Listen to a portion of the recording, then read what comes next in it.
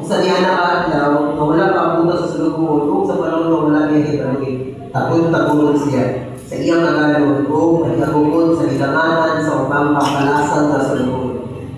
Ang sulubuhon na nasayon sa abuti pakuhan kanina sa iyang malayo na pagpili maganda o pili magtuman sa iyang pakuhan natuson sa makadaghan kapal. Ang sulubuhon na wala masayon sa uso sa iyang malayo, kung siya nakabuhan o utang na pamuti, inaamay siyang natuson. Silutan sa Diyutay kalatos. Ang tao nagyatagag daghan, patigdag daghan, kapag nagyatagag daghan magayon, patigdag sa umas daghan pa. Ginong Diyos, agad hindi mo daghan. Ibiyanan hindi mo mga kutang usap.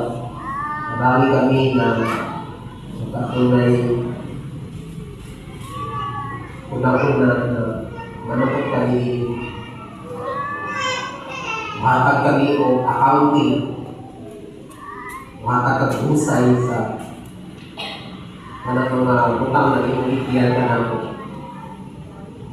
Isa sa pagkababot kami sa mga tibayao at ilang nilibong Isus o Diyos.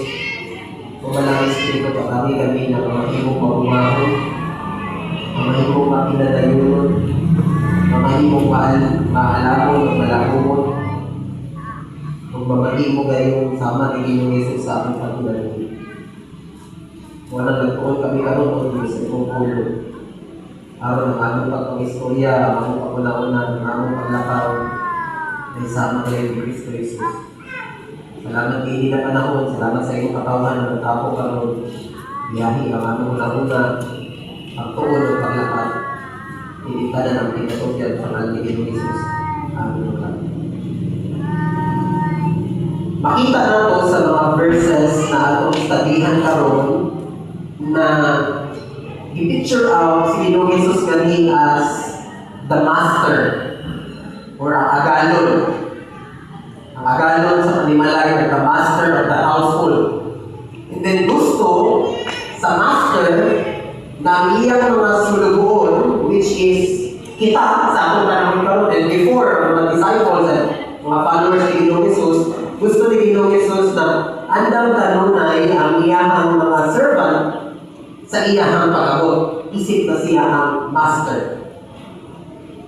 Makita nato na within this chapter 12, dugay-dugay naman na nabugan sa chapter 12, I think, 4th sa Sunday na nato na nabugan tayo sa chapter 12. Kung atong pamalanduan ang mga namagi nato na mga sermon or message sa chapter 12. Si Ginoong Jesus was preparing His disciples, teaching His disciples, kung galing mamatay na siya, dapat ini ang ilang pagkinabuhin. Discipleship na baga. And then, part also of discipleship is the teaching of the Lord Jesus Christ about His second coming. Grabe nung amazing tayo na kapag namatay si Ginoong Jesus, nagtulog na si Ginoong Jesus sa iyang pagkamatay. Kapag siya mamatay, nagtulog na siya sa iyang pag-abot. And we have to take note na this is not just for Peter and his kauban, but this teaching is also for us. Kaya kung tanawin ninyo ang verse 41, namunta na si Peter na Ginoo, inyong ipagpatuloy sa mo ba? Para lang ba hindi ka na mo or para pag sa uban? Then wala directly tubag ni Ginoong Jesus. Yun, para pag sa uban eh. Ang pamaagi ni Ginoong Jesus, ako din masabta na ang hinalian sa Diyos, wala lang bigyan para sa mga disciples. But the kingdom of God is also open for you and me. Which is, if kabahin and kung kabahin na tayo sa hinalian sa Diyos, mamahimot ang mapinaabutol or handa and always ready kapag kami in the return of our Master. So, si Ginoong Jesus, regardless of time and, kanya ito ba or karoon, kung ihapon ng tingunga sa atong Master para sa kanan niya matutuo, we should be faithful, we should be hopeful na participant na naman kay ang tinuod na disciple, ang tinuod na matutuo, ang tinuod na Christian, bagulat ang Ginoong Jesus faithfully, pamahagi, sa pamahagi, through working obediently.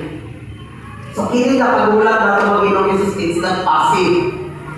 It's actively working in the kingdom because we are already part of the kingdom and coming pa ang fullness of the kingdom na later ato ang sinabi upon the return of the Lord Jesus Christ. So again, within the context of chapter 12, gusto ka nuna yung Ginoong Jesus na kitaan lang.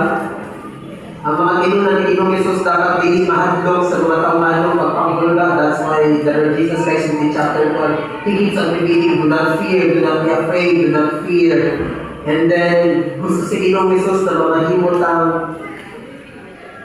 pasidaligon sa provision sa Diyos. That's why do not worry for tomorrow, according sa chapter 12. And then, gusto ni Ginoong Jesus na dili ka mahimong ako. That's why, according to the Lord Jesus Christ, that's not be greedy. And then, dili ka mahimong puno sa kabalaka ng mga servant samtang nagpaabot sa return sa ato master, sa ato kagalon. Why? Because the Lord Jesus Christ will really return. And that is why in chapter 12, katulog anak kini na chapter na mahadlok man kita, kagubanan man kita ni Jesus, and then sangkapan kita niya sa tanan natin need para sa iyang buluhaton. Ngano mamahimong ng paghakot na iipigan lamang kita sa mga butang na iyahan iiyan na nato and later on ibalik siya para makakapitapusan. That's why worldly things will not matter anymore sa pagkatubang nato ang Ginoong Jesus. Kaya naman, these things are passing away. But then, even if these things are passing away, na iyan si Ginoong Jesus na nato, and then manukot siya. That's why we should not be full of worry kay ang ano natong mga concerns din sa kalibutan, temporary lamang, and then bubalik ang ato ang bubalik si Ginoong Jesus. So within this chapter, pinatutulungan taalaan ni Ginoong Jesus as well silang Peter diigin ang panahon. And all of the followers of the Lord Jesus Christ before and now, pinatutulungan ni Ginoong Jesus na mamatay siya, at then bubalik siya. Pinatulungan ni Ginoong Jesus kita na yes, somehow mag-suffer kita upon sa laking bahid. Pinatulungan sa kita na there is this reward.